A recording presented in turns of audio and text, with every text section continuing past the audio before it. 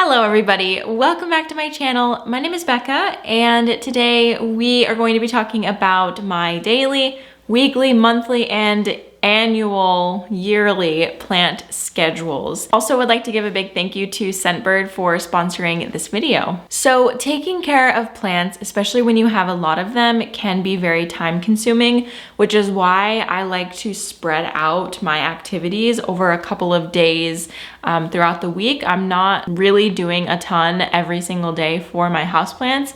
So to just start with the daily category, what I do with my plants on a daily basis, I'm typically just walking around the house in the morning and taking note on what looks thirsty and then bringing it to the sink, watering it. This is not large scale watering. It's really only like one or two plants if I see them. You know, typically I water at least one plant a day. And there's some days where it's a lot more, but that's usually when I have like a bulk of them. I'll note that a plant is thirsty and then I'll be like, okay, but it can wait like another day or two. So I'll wait a little bit to when I have more, and then I'll take care of that on the weekly basis. So I don't want to get too ahead of myself, but on a daily basis, I do probably water 1 to 2 plants a day, just walking around, surveying. You know, I'll do a little bit of grooming, like removing old leaves, things like that. And it's not for every single plant because not every single plant has a new old leaf every single day, but you know what I mean? I just kind of survey how everybody's doing, see if anybody's taken a turn overnight because that has happened before. And then also while I'm doing that, I'll think about, you know, what I need to repot, if I need to repot anything, what might need some TLC, so that I start creating a list in my mind of what I can do on that weekly basis, perhaps like over the weekend, or maybe I'm planning a plant chores video, I'll do something like that as well. On a weekly basis, especially in the summertime, I'm probably repotting 1 to 2 plants a week. It just depends. And I feel like I should have said earlier in the video that my collection is quite large. I have over 100 houseplants. And I don't actually know the exact number, but I know that it's more than 100.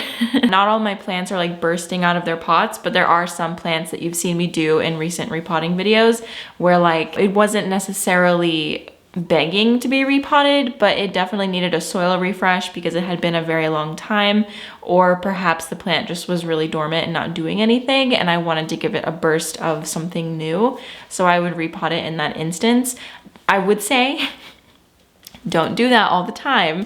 You know, if it's been like a couple of years or at least minimum a year and you haven't repotted a plant and it's not doing anything, maybe you can unpot it and see what's happening. I do not want to encourage you to unpot and repot your plants when they're not doing anything, even though it's only been a couple months. The least you can disturb the plant in its soil, the better, in my opinion. I reserve that for extreme cases, which you've seen in a video I just did on my greenhouse. There was a plant that like didn't necessarily need to be repotted, but it just wasn't doing anything. And it had been like a year and a half since I repotted it last, so anyway. And so on that weekly basis, I'm also looking around throughout the week, looking at what might need to be moved, what might need to be rearranged. And I do those rearrangings after I water some plants. So typically this shelf gets watered all at the same time. I've sort of gotten it on a schedule where everything, you know, dries out in a similar time frame. All the pots are very similar size as well, so that works out for me. When I water the shelf after I'm finished, I can sort of rearrange the pots. If I'm noticing something needs more light, I'll bring it up higher. If something just is catching my eye, I'll put it in a different spot. I think that rearranging your plant spaces is a really fun thing to do and a really great way to curb your need for buying more plants a lot, because actually that's a great idea for a video, like what to do instead of buying more plants. Because I think there's so many like tempting moments where you're like, oh, I just want a new plant so bad, all my plants are so boring. And then you start to like tinker with them and like play with them and move them around, and then you realize, oh no, like I have so many plants that I love and like hardly ever get to pay attention to. So I think that it's a really great thing to do for our minds to remind ourselves. And then as I mentioned, I'm doing the large scale watering, so an entire zone of watering. So I break up my houseplant collection into zones in my mind. This is how it works for me. So this is one zone right here. You know, I have another zone with these plants. I've got a zone over here. You know, I'm not gonna like go around it, but you know what I mean? Like there's different groupings of plants that all get watered at the same time. So I sort of check on the zones and see what needs to be watered. And then usually when one of the things in that area needs to be watered, probably another one does too. So I'm just able to know that in my mind and organize myself in that way so that I'm not getting lost in the flurry of having so many plants. And the last thing that I do on a weekly basis, I wouldn't say this is like an every week thing, but probably like an every other week type of thing. I dust my house. So, you know, dust happens. So I dust my TV stand, I dust the plant shelves, and that just helps keep grossness at bay. I feel like everybody should dust, but I take extra precautions to dust my plants, like, you know, clean off their leaves to make sure that they don't have a ton of dust caking on them. And, you know, oftentimes that just means that when I'm watering it, I'll give it like a little shower in the sink. It's not always me going around with like a microfiber cloth. So that's a really good thing to do on, I don't think you need to do it every week, but you know, regularly look at your plants and make sure that you don't have dust caking on the leaves or on the shelves around them. And also take some time to clean out your saucers like every other week or maybe every 2 weeks, because the saucers can get pretty grimy, and I think that it just looks better when things are clean. Things get dirty, and I don't love for my house to feel dirty. Like, I'm a messy person, I'm gonna be honest with you.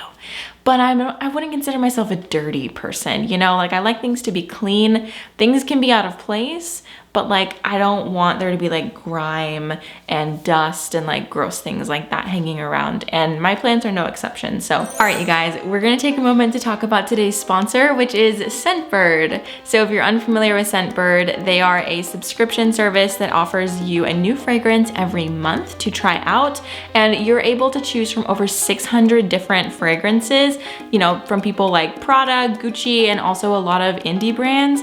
And how it works is you get one fragrance every month with something a little bit like this. Let me open it up so that you can see. It comes in this little tube. It kind of looks like a lipstick tube. It's kind of also the size of a lipstick tube, but this is actually 8 times the size of a typical sample size. So basically all you do is twist this up. It's pretty cool actually. And you can get 1 scent a month, or you can upgrade to get more if you're looking for your signature scent and you're wanting a little bit quicker results. So I got some pretty fun scents to try out this time. I'm going to show you what they are. So I got one from Versace, Confessions of a Rebel, English Laundry, Rag & Bone, Calvin Klein. So if you're like me and have been using the same perfume since you were like 14, Daisy by Marc Jacobs. I think that Scentbird is a really great option for you because it gives you the opportunity to try out a lot of different scents. And also, if you have no idea where to start, they also have a quiz on their website that can help you sort of like narrow down what kind of scents you like. If you like more feminine scents, masculine scents, or even just neutral scents, they've got it for you. So if you're ready to branch out from your original scent, you know, find something new, you can check out the link in my description box below and use the code Becca for 30% off your order from Scentbird, which makes it only $11, which is a pretty great deal for trying out something new. So, all right, let's get back into the video. Oh, it's so nice. That is actually really nice. Okay, now a monthly basis. What I do on a monthly basis for my plant collection. First of all, fertilizing. Fertilizing is a very, very important part of having plants. And it's something that I have neglected for a very long time. You know, I was never a person that really loved to fertilize. I just found it to be this like annoying extra step.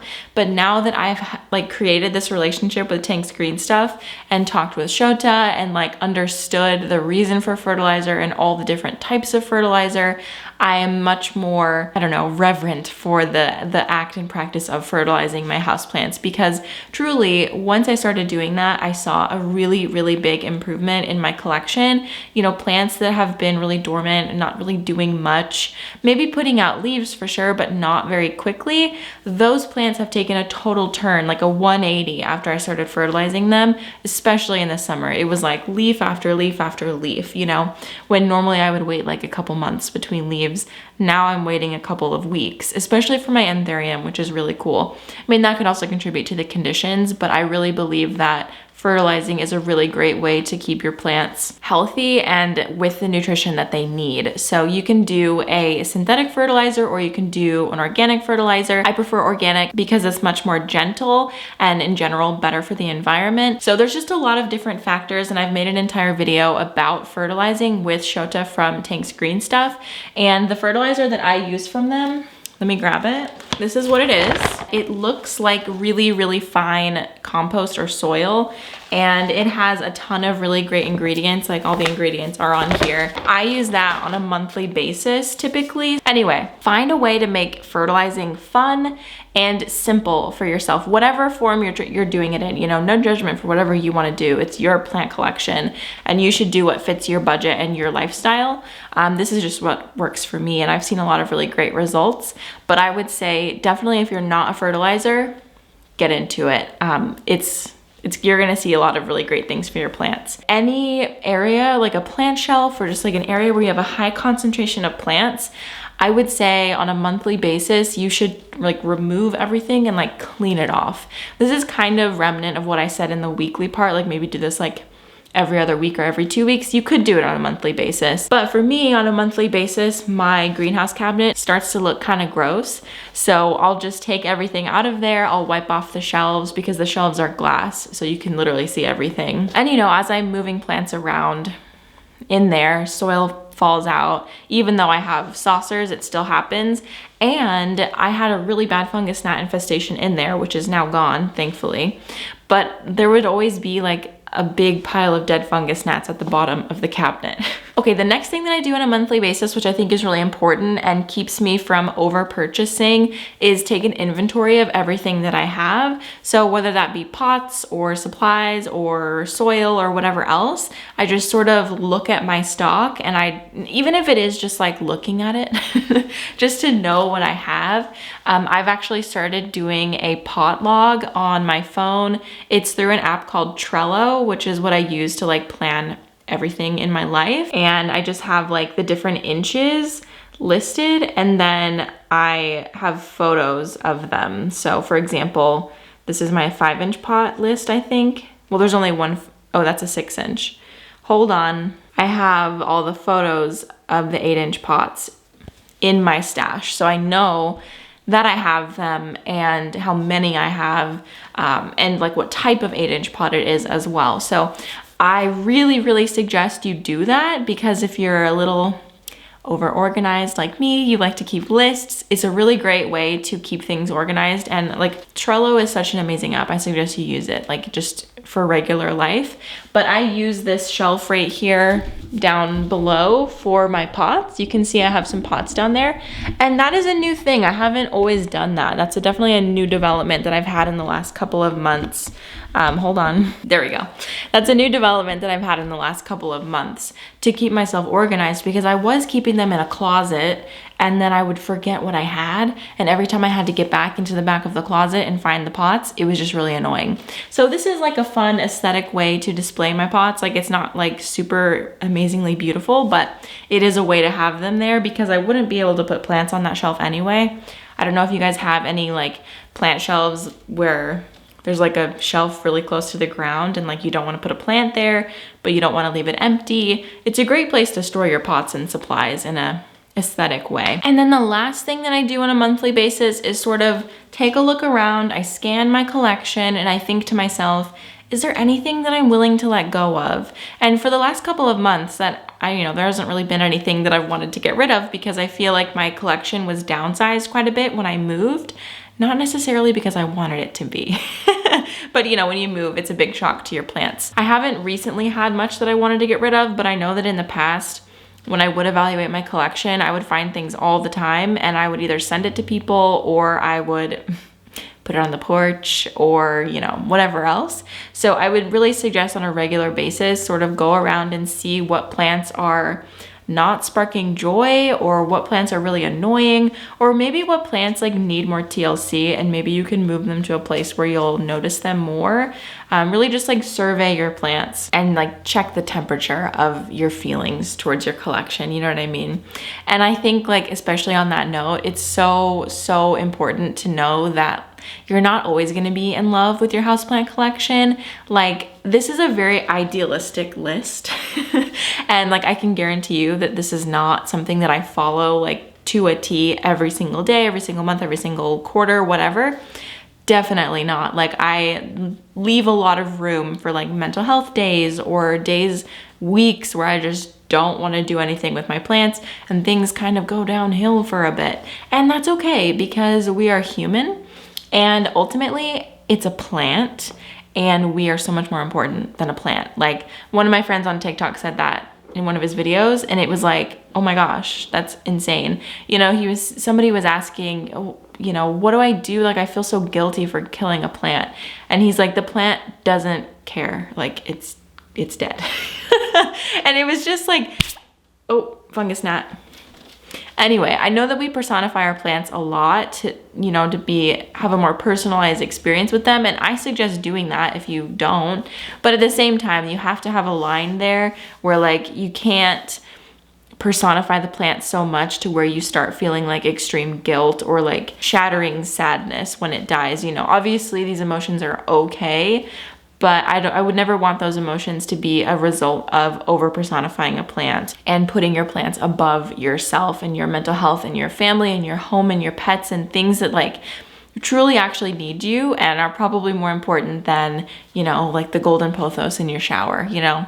So definitely something that I wanted to say right there because I don't want this to feel like, you know, you need to come up with this like regimented routine. This is just some suggestions that might be helpful for you if you're looking to, you know, be overwhelmed with your houseplants, if you're feeling like you've gotten too many or you just want to like get into a groove with them. This is the video for you. And I'm saying that at the end of the video, which doesn't make any sense, but I don't know. If you're watching this and feeling any pressure to like change everything about your life, you don't need to. And then yearly, I don't do anything on a yearly basis. I used to take all of my plants and treat them with neem oil every single year. And then I realized that that doesn't do anything because like, when I was doing that, I was still having really bad spider mite infestations. I didn't know it was spider mites at the time. I thought it was something else, / I was in denial, but that didn't really do anything. So on a yearly basis, the only thing that I do on a yearly basis is bring all of my plants into one frame and I take a photo. So it's a family photo. I love doing them. I think it's so much fun to see how your collection shifts and changes over the years. I did not take one this year because life was a bit wild in May.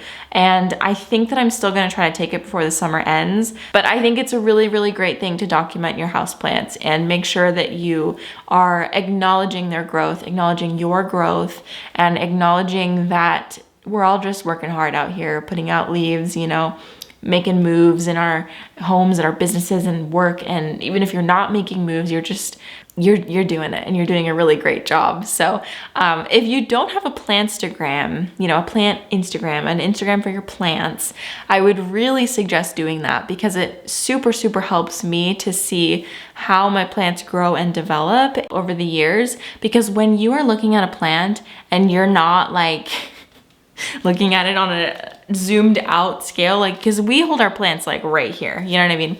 So I think that it's really important for us to like kind of zoom out of ourselves and our lives and see what that plant looked like 3 months ago, because it is going to look different, hopefully, if you're fertilizing, okay? I'm kidding, kind of. All right, you guys, thank you very much for watching this video. I hope that you enjoyed chatting with me. I love chatting with you. So if you enjoyed this, make sure that you're subscribed to my channel and go over and check out Scentbird if you haven't already. I love my daily scents, okay? I love having, you know, a different scent to try out. I love having my signature smell. So if you like that too, I would definitely suggest checking them out. All right, you guys, I will see you in the next video. Bye.